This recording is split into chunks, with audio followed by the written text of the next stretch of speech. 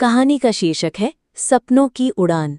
उत्तर प्रदेश के एक छोटे से गांव रामपुरा में रहने वाली चंपा नाम की लड़की बचपन से ही मेहनती और जिम्मेदार थी। घर की आर्थिक स्थिति कमजोर थी। पिता रामदीन एक मजदूर थे और माँ फूलवती बीमार रहती थी। चंपा सबसे बड़ी थी, इसलिए छोटी उम्र में ही उसके कंधों पर पूरे घर की जिम्मेदारियां आ गई थी। सुबह 4 बजे उठकर वो पहले घर का सारा काम करती, चूल्हा जलाना, पानी भरना, माँ को दवा देना और फिर खेतों में मजदूरी पर चली जाती। स्कूल जाने की उम्र में वो दूसरों के खेतों में काम कर रही थी, लेकिन उसके सपनों की उड़ान इससे कहीं ऊपर थी।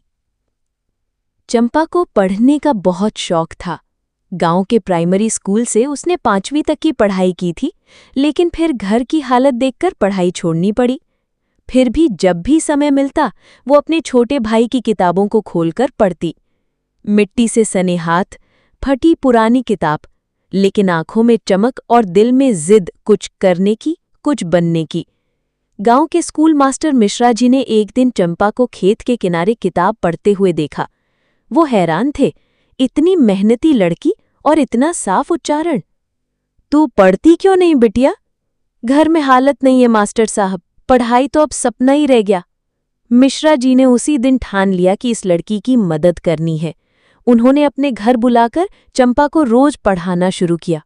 गांव में जब लोगों को पता चला कि चंपा पढ़ रही है तो तरह तरह की बातें शुरू हो गईं। लड़की होके पढ़ाई करेगी, कल को शहर भाग जाएगी, माँ बाप का नाम डुबोएगी। लेकिन चंपा रुकी नहीं। उसने हर ताना, हर निंदा को अपनी ताकत बना लिया। शाम को मजदूरी के बाद वो मिश्रा जी के घर पढ़ने जाती, फिर रात को अपने छोटे भाई बहनों को पढ़ाती। एक दिन की बात है, उसने मिश्रा जी से कहा, सर, मैं टीचर बनना चाहती हूँ ताकि गांव की और लड़कियों को भी पढ़ा सकूं।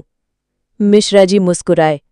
बिल्कुल बनोगी चंपा, तुम जैसी जिद और मेहनत बहुत कम लोगों में होती है। 3 साल तक लगातार मेहनत के बाद चंपा ने 10वीं की परीक्षा प्राइवेट छात्रा के रूप में दी। लोगों को यकीन नहीं था कि वो पास भी होगी, लेकिन जब रिजल्ट आया, चंपा ने पूरे जिले में टॉप किया। अब पूरे गांव का नजरिया बदलने लगा था। जो लोग पहले ताना मारते थे, वही अब तारीफ करने लगे।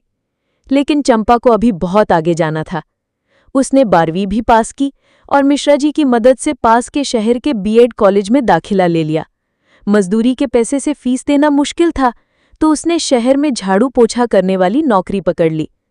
दिन में कॉलेज, शाम को काम और रात को पढ़ाई, ये सिलसिला 2 साल तक चला। चंपा ने बीएड की डिग्री हासिल कर ली।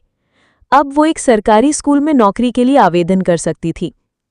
परीक्षा दी, इंटरव्यू हुआ और फिर एक दिन वो चिट्ठी आई, चंपा को जिला परिषद स्कूल में अध्यापिका नियुक्त किया गया था। पूरा गांव खुशी से झूम उठा। उसी पंचायत भवन में जहां कभी उसे लड़की होके पढ़ाई की क्या जरूरत कहा गया था, अब उसकी उपलब्धि का सम्मान समारोह हुआ। फूलों की माला, ढोल नगाड़े और माता पिता की आंखों में गर्व के आंसू। चंपा अब सिर्फ अपने लिए नहीं, पूरे गांव की बेटियों के लिए प्रेरणा बन चुकी थी। उसने गांव में एक बालिका शिक्षा केंद्र खोला, जहां गरीब लड़कियों को मुफ्त में पढ़ाया जाता। अब गांव की लड़कियां स्कूल जाने लगी और माँ बाप को भी समझ आने लगा कि बेटी बोझ नहीं, वरदान है।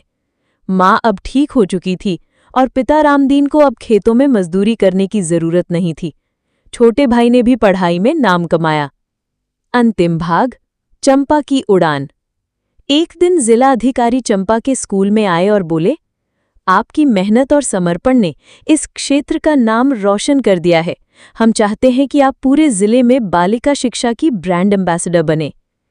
चंपा की आंखों में आंसू थे, खुशी के, संतोष के। एक गांव की गरीब लड़की जो कभी खेतों में मजदूरी करती थी, आज सैकड़ों लड़कियों की प्रेरणा बन गई थी।